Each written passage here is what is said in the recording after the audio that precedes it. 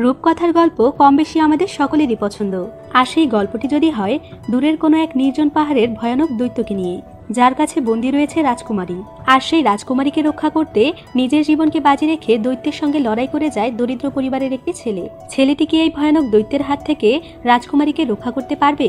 বলছিলাম 2017 সালে রিলিজ হওয়া the Ashlet in the Hall of the Mountain King মুভিটির কথা। মুভিটির IMDb রেটিং 6.2 আউট অফ 10 এবং 78% গুগল ইউজাররা মুভিটিকে লাইক করেছে। এটি হলো একটি অ্যাডভেঞ্চার ফ্যান্টাসি মুভি। তো আশা করছি মুভির গল্পটি আপনাদের সকলের কাছেই খুব ভালো লাগবে। তাহলে চলুন শুরু করা যাক the Ashlet in the Hall of the Mountain King মুভিটির এক্সপ্লেনেশন। তো গল্পটি শুরু হয় একটি ন্যারেটিং ভয়েস দিয়ে, যেখানে বলা হচ্ছিল অনেক দূরের এক নির্জন পাহাড়ে একটি ভয়ানক দৈত্য বসবাস করে। আর সেই দৈত্যটি একটি অন্ধকার জায়গায় ঘুমিয়ে রয়েছে। এই দৈত্যের কারণে সেই জায়গাটির আশেপাশেও কেউ কখনো যায় না। বলা হয়ে থাকে সেই জায়গাটির আশেপাশে যে রাজ্যটি অবস্থিত, সেই রাজ্যের রাজকুমারীর যদি 18 বছর বয়সের মধ্যে বিয়ে না হয় তাহলে সেই দৈত্যটি ঘুম থেকে জেগে যাবে। এরপর সে সেই রাজ্যে প্রবেশ করে রাজ্যটিকে পুরোপুরি ধ্বংস করে দেবে আর রাজকুমারীকে তার সাথে করে চিরদিনের জন্য নিয়ে যাবে। পরের দৃশ্যে আমরা দেখতে পাই সেই রাজ্যের রাজকুমারী ক্রিস্টিনের বয়স প্রায় 18 বছর হতে চলেছে। আর ঠিক এ কারণে রাজ্যের রাজা রাজকুমারীকে বিয়ে দেওয়ার জন্য চিন্তিত হয়ে পড়ে। এরপর রাজা কোনো উপায় দেখতে না পেয়ে তাদের পাশের রাজ্যের রাজকুমারকে খবর দেয় তার মেয়েকে বিয়ে করার জন্য। কিন্তু রাজকুমারী ক্রিস্টিনের এই রাজপুত্রকে পছন্দ হয় না, তাই সে তার বাবাকে বিয়ের জন্য মানা করে দেয়। কিন্তু তাদের হাতে ভালো কোনো পাত্র খুঁজে বের করার মতো সময় ছিল না, তাই রাজা রাজকুমারীকে এই রাজপুত্রকেই বিয়ে করার জন্য জোর করতে শুরু করে। কিন্তু রাজকুমারী ক্রিস্টিন কোনোভাবেই এই রাজপুত্রকে বিয়ে করবে না, তাই সে তার বাড়ি থেকে পালিয়ে যায়। পরের দৃশ্যে আমরা অ্যাসপেন নামের একজন ছেলেকে দেখি। সে কিছু সবজি এবং ফল নিয়ে তার বাড়ির দিকে যাচ্ছিল। ঠিক সেই সময় সেই জায়গাতে রাজকুমারী তার ঘোড়া নিয়ে আসে। অ্যাসপেন হঠাৎ করে সেই ঘোড়া শব্দ পেয়ে ভয় পেয়ে যায় আর সেখানে থাকা একটি ছোট নালাতে সে পড়ে যায়। রাজকুমারী ক্রিস্টিন এই দৃশ্য দেখতে পেয়ে অ্যাসপেনকে সাহায্য করতে যায়। সে অ্যাসপেনকে সেই নালা থেকে উঠিয়ে উপরে নিয়ে আসে। এরপর তারা দুজন একে অপরের সঙ্গে কথা বলে। কিছুক্ষণ পর অ্যাসপেন রাজকুমারীকে তার কাছে থাকা ফল খেতে বলে। এদিকে রাজকুমারী অনেক ক্ষুধার্ত ছিল, তাই সে বেশি দেরি না করে অ্যাসপেনের দেওয়া ফলগুলো খেতে শুরু করে। সে এত পরিমাণ ক্ষুধার্ত ছিল যে ফলগুলো খাওয়ার সাথে সাথে সেখানে থাকা কিছু গাজর সে খেয়ে নেয়। ঠিক সেই সময় অ্যাসপেন আর ক্রিস্টেন খাবার খেতে খেতে একে অপরের দিকে এক দৃষ্টিতে তাকিয়েছিল। আর এখানেই তাদের দুজনের প্রতি ভালো লাগা সৃষ্টি হয়। খাওয়া শেষ করে রাজকুমারী তার গন্তব্যের উদ্দেশ্যে রওনা হয়। তখন অ্যাসপেন রাজকুমারীর কাছে তার নাম জিজ্ঞাসা করে, কারণ অ্যাসপেন জানতো না এটাই তাদের রাজ্যের রাজকুমারী। রাজকুমারী তখন অ্যাসপেনকে তার নাম বলে না, বরং সে যাওয়ার সময় তাকে বলে ভাগ্য যদি চায় তাহলে আমাদের আবার দেখা হবে। কথা বলে রাজকুমারী সেখান থেকে চলে যায়। এরপর অ্যাসপেন হাতে করে খালি ব্যাগ নিয়ে তার বাড়িতে ফিরে যায়, কারণ রাজকুমারী ব্যাগে থাকা সকল খাবার খেয়ে নিয়েছে। সেখানে অ্যাসপেনের বাবা আর বড় ভাই কাজ করছিল। অ্যাসপেনের হাতে খালি ব্যাগ দেখে তার বাবা তার উপর অনেক রেগে যায়, কারণ তারা অনেক গরিব ছিল আর অ্যাসপেন সবসময় এ ধরনের ছোটখাটো ভুল করেই থাকে। অ্যাসপেনের ছোটখাটো বোকামির জন্য তাদের পরিবার সবসময় কোনো না কোনো ঝামেলায় জড়িয়ে পড়ে, আর এ কারণে তারা সবাই অ্যাসপেনের উপর খুবই বিরক্ত। অ্যাসপেনের বাবা কোনো উপায় না দেখে তার অন্য দুজন ভাইকে খাবার নিয়ে আসার জন্য পাঠিয়ে দেয়। এদিকে রাতের বেলা অ্যাসপেন তার হাতে আগুন নিয়ে দুষ্টুমি করছিল। হঠাৎ করে অ্যাসপেনের হাত থেকে আগুনটি ছিটকে তাদের বাড়িতে পড়ে যায়। ফলে দেখতে দেখতে অ্যাসপেনের চোখের সামনে তাদের পুরো বাড়িতে আগুন লেগে যায়। পরের দিন সকালে অ্যাসপেনের বাবা যখন এটা জানতে পারে তখন সে অনেক কষ্ট পায়, কারণ তাদের কাছে আর কোনো উপায় ছিল না, আর এটাই তাদের একমাত্র বাড়ি ছিল। শেষ পর্যন্ত এই বাড়িটিকেও অ্যাসপেনের কারণে তারা হারিয়ে ফেলেছে। আর অ্যাসপেনের বাবা সবচাইতে বেশি কষ্ট পেয়েছে একটি কারণে, আর সেটা হলো আগুন লেগে যাওয়ার কারণে তার কাছে থাকা তার ওয়াইফের শেষ ফটোটিও নষ্ট হয়ে যায়। এমন সময় সেখানে তাদের পাশের রাজ্যের রাজপুত্র আসে, যে কিনা ক্রিস্টেনকে বিয়ে করতে চেয়েছে। সে তাদেরকে জিজ্ঞাসা করে যে তারা রাজকুমারীকে কোথাও দেখেছে কিনা। তখন তারা সবাই মানা করে দেয় যে তারা রাজকুমারীকে দেখেনি। কিন্তু সেখানে অ্যাসপেনের হাবভাব ভালো ছিল না, তাই রাজকুমার মনে করে অ্যাসপেন হয়তো রাজকুমারীকে দেখেছে। সে একটি ছোট তলোয়ার বের করে অ্যাসপেনের গলার কাছে ধরে। এমন সময় অ্যাসপেনের বাবা রাজকুমারকে বলে অ্যাসপেনের কোনো কথায় কান দিও না, সে সবসময় উল্টোপাল্টা কথা বলে, সে যে কি বলে তা সে নিজেও জানে না। অ্যাসপেনের এমন বোকামির কথা শুনে রাজকুমার সেখানে হেসে দেয়, আর সে সবাইকে বলে আমি খুব শীঘ্রই রাজকুমারীকে খুঁজে বের করব আর তাকে বিয়ে করব, এতে করে এই পুরো রাজ্য আমার দখলে চলে আসবে। কথা বলে রাজকুমার তার সঙ্গীদেরকে নিয়ে সেখান থেকে চলে যায়। কিন্তু এদিকে অ্যাসপেন তাদের সকল কথোপকথন শুনে বুঝতে পারে তার সঙ্গে যে মেয়েটির দেখা হয়েছিল সেই ছিল রাজকুমারী। অন্যদিকে আমরা দেখতে পাই রাজকুমারীকে সেই দৈত্য তার সঙ্গে করে নিয়ে গিয়েছে। এদিকে অ্যাসপেনের বাবা তার দুই ভাইকে তার কাছে কিছু জমিয়ে রাখা টাকা দেয় আর বলে তোমরা যেভাবেই পারো রাজকুমারীকে খুঁজে বের করো, কারণ রাজকুমারীকে খুঁজে বের করতে পারলে রাজা তাদের সবাইকে পুরস্কার দিবে। আর সেই পুরস্কারের টাকা দিয়ে তারা নতুন একটি ঘর তৈরি করতে পারবে। এ দৃশ্য দেখে অ্যাসপেন তার বাবাকে বলে, ওরা যদি রাজকুমারীকে খুঁজতে যায় তাহলে আমি কি করব? অ্যাসপেনের বাবা বলে, তোমাকে কিছুই করতে হবে না, তুমি যদি পারো তাহলে আমাদেরকে রেখে চলে যাও, কারণ তোমার জন্য আমরা সবসময় বিপদে পড়ি, শেষমেশ তোমার জন্য আমরা থাকার ঘরটাকেও হারিয়ে ফেলেছি।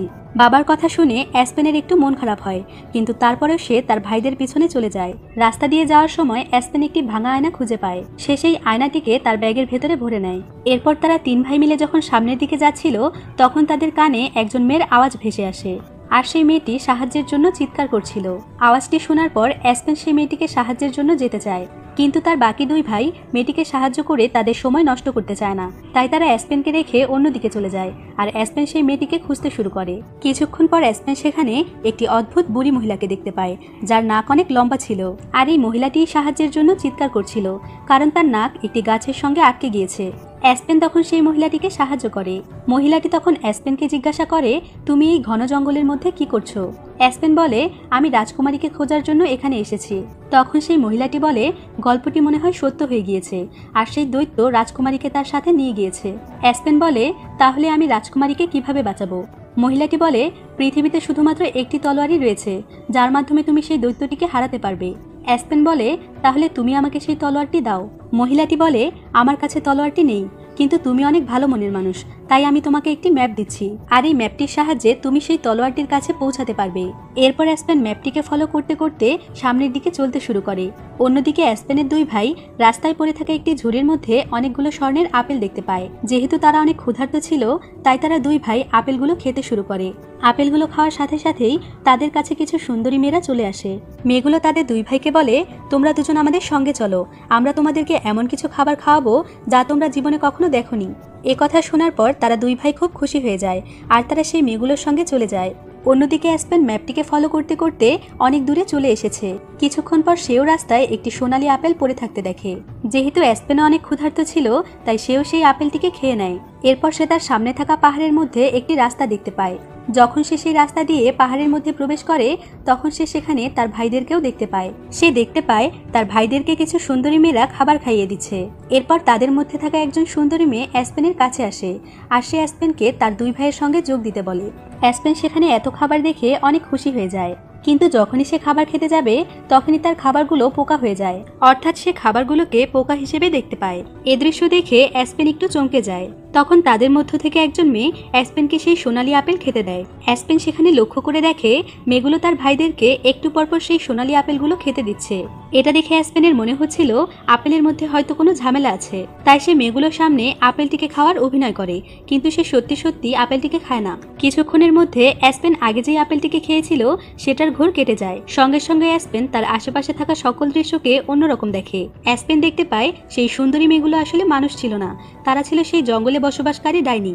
অ্যাসপেন তখন বুঝতে পারে যে সেই আপেলগুলো খাওয়ার কারণেই সে আশেপাশে সবকিছু সুন্দর দেখছিল। অ্যাসপেন সেই ডাইনিগুলোকে বুঝতে দেয় না যে সে তাদের আসল রূপগুলো দেখতে পাচ্ছে। সে চালাকি করে তার ভাইদেরকে বলে, চলো আমরা আমাদের নতুন বাড়ি দেখে আসি। এরপর অ্যাসপেনের 2 ভাই অ্যাসপেনের সঙ্গে চলে যাচ্ছিল। ঠিক সেই সময় সেখানে থাকা ডাইনিগুলো তাদের উপর হামলা করতে শুরু করে, কিন্তু তারা 3 ভাই কোনো মতে পাহাড়ের মধ্য থেকে বেরিয়ে আসতে সক্ষম হয়। এরপর তারা সবাই মিলে সেই ম্যাপটিকে ফলো করে, আর তারা সামনের দিকে এগোতে শুরু করে। রাস্তার মধ্যে তারা 3 জন কিছু খাবার খাওয়ার জন্য একটি ছোট্ট রেস্টুরেন্টে প্রবেশ করে। তারা কিছু খাবার অর্ডার করে রেস্টুরেন্টের চেয়ারে গিয়ে বসে। এরপর টেবিলের উপর ম্যাপটিকে রেখে তারা ভালোভাবে ম্যাপটিকে দেখতে শুরু করে। তখন তারা লক্ষ্য করে দেখে দৈত্যকে মারার জন্য যেই তলোয়ারটির প্রয়োজন সেটা একটি লেকের ভেতরে রয়েছে। তারা যখন ম্যাপটিকে দেখছিল ঠিক সেই সময় সেখানে রাজকুমার চলে আসে। সে তাদের 3 জনকে দেখতে পেয়ে জিজ্ঞাসা করে, তোমরা কি রাজকুমারীর কোনো সন্ধান পেয়েছো? অ্যাসপেন বলে, না, আমরা রাজকুমারীর কোনো সন্ধান পাইনি। তখন সেই রাজকুমার তাদেরকে টাকা দেয় আর বলে, রাজকুমারীর ব্যাপারে যদি কিছু জেনে থাকো আমাকে বলো, তাহলে আমি তোমাদেরকে আরো অনেকগুলো টাকা দেব। টাকা দেখতে পেয়ে অ্যাসপেনের ভাই অ্যাসপেনকে বলে, রাজকুমারকে ম্যাপটি দিয়ে দাও। কিন্তু অ্যাসপেন কিছুতেই ম্যাপটিকে দিতে রাজি হয় না, কারণ সে রাজকুমারের মনের কথা জানে। অর্থাৎ অ্যাসপেন ভালো করেই জানে রাজকুমারীকে সে বিয়ে করে রাজ্য দখল করার চিন্তা ভাবনা করছে। অ্যাসপেন ম্যাপটিকে দিতে রাজি না হয় তাদের মধ্যে লড়াই শুরু হয়। এরপর সুযোগ পেয়ে তারা 3 ভাই মিলে সেখান থেকে পালিয়ে আসে। তারা দৌড়তে দৌড়তে একটি পাহাড়ি ঝর্ণার কাছে চলে আসে। রাজকুমারও তাদের পিছু করতে করতে এখানে চলে আসে। তারা 3 জন তখন কোনো উপায় দেখতে না পেয়ে পাহাড়ের উপর থেকে পানিতে লাফ দেয়। এরপর আমরা দেখতে পাই অ্যাসপেনের একজন ভাই অ্যাসপেনের উপর খুব রেগে গিয়েছে। সে অ্যাসপেনকে বলে, তোমার জন্য আমরা সবসময় ঝামেলার মধ্যে পড়ি, তুমি সবসময় প্রত্যেকটি কাজে ঝামেলা সৃষ্টি করো। অ্যাসপেন তখন তার ভাইয়ের কাছে ম্যাপটিকে দিয়ে দেয় আর বলে, তাহলে তুমি রাজকুমারীকে খুঁজে বের করো। অ্যাসপেনের ভাই তখন তলোয়ারটিকে খুঁজে বের করার দায়িত্ব গ্রহণ করে। তারা তিনজন মিলে ম্যাপটিকে ফলো করতে থাকে। ম্যাপটিকে ফলো করতে করতে তারা সেই নির্দিষ্ট জায়গাটিতে পৌঁছে যায়, কিন্তু সেখানে প্রচুর পরিমাণে ধোঁয়া ছিল, আর এই ধোঁয়ার কারণে অ্যাসপেন তার দুই ভাইয়ের কাছ থেকে আলাদা হয়ে যায়। এরপর দেখা যায় অ্যাসপেনের দুই ভাইকে সেই রাজপুত্র ধরে ফেলেছে। এদিকে অ্যাসপেন সেই লেকটির কাছে পৌঁছে যায়। অ্যাসপেন লেকটির মধ্যে অনেক খোঁজাখুঁজি করে অবশেষে তলোয়ারটিকে পেয়ে যায়। সেই তলোয়ারটিকে সাথে নিয়ে অ্যাসপেন তার ভাইদেরকে খুঁজতে শুরু করে, কিন্তু তখনই অ্যাসপেন দূর থেকে দেখতে পায় রাজকুমার তার ভাইদেরকে ধরে ফেলেছে। অ্যাসপেন কোনো উপায় দেখতে না পেয়ে একটি ভাল্লুকের পোশাক পরে, আর সেই তলোয়ারটিকে হাতে নিয়ে সে রাজকুমার আর তার সৈন্যদেরকে ভয় দেখায়। এভাবে করে সে তার ভাইদেরকে বাঁচাতে চাইছিল, কিন্তু তার এই প্ল্যান ফেল হয়ে যায়। তাদের সকলের সামনে অ্যাসপেনের মুখোশ খুলে যায়। এরপর রাজকুমার তার সৈন্যদেরকে আদেশ করে তাদের তিন ভাইকেই বেঁধে রাখে। রাতের বেলা রাজকুমার তার সৈন্যদেরকে নিয়ে সেখানে খাবার তৈরি করছিল, আর খাবারের গন্ধ পেয়ে সেই ডাইনিগুলো সেখানে চলে আসে। তারা সবাই ডাইনিগুলোকে দেখে ভয় পেয়ে এদিক ওদিক পালাতে শুরু করে, কিন্তু তারপর সেই ডাইনিগুলো অ্যাসপেনের একজন ভাই আর রাজকুমারকে সেখান থেকে তুলে নিয়ে যায়। অ্যাসপেনের ভাইকে তুলে নিয়ে যাওয়ার কারণে অ্যাসপেন সেখানে বসে কান্না করতে শুরু করে, আর সে বলে, আমার জন্য এগুলো হয়েছে, আমি আমার নিজের ভুলের কারণে আমার ভাইকে হারিয়ে ফেলেছি। কিন্তু অ্যাসপেনের আরেকজন ভাই অ্যাসপেনকে বলে, তুমি তোমার নিজেকে দোষ দিও না, তোমার জন্য এগুলো কিছুই হয়নি, আমাদের দুজনকে যেভাবেই হোক তাদেরকে বাঁচাতে হবে। এরপর তারা দুজন সবাইকে বাঁচানোর জন্য সেই দৈত্যের গুহাতে প্রবেশ করে। অন্যদিকে আমরা দেখতে পাই ডাইনিগুলো রাজকুমারকে সেই গুহার ভিতরে নিয়ে এসেছে। সেখানে রাজকুমারী ক্রিস্টিনও ছিল। রাজকুমার সুযোগ পেয়ে ক্রিস্টিনকে বলে, আমি আমার জীবনের ঝুঁকি নিয়ে তোমাকে এখানে বাঁচাতে এসেছি, কারণ আমি তোমাকে ভালোবাসি। ঠিক সেই সময় সেখানে অ্যাসপেনের ভাই আসে।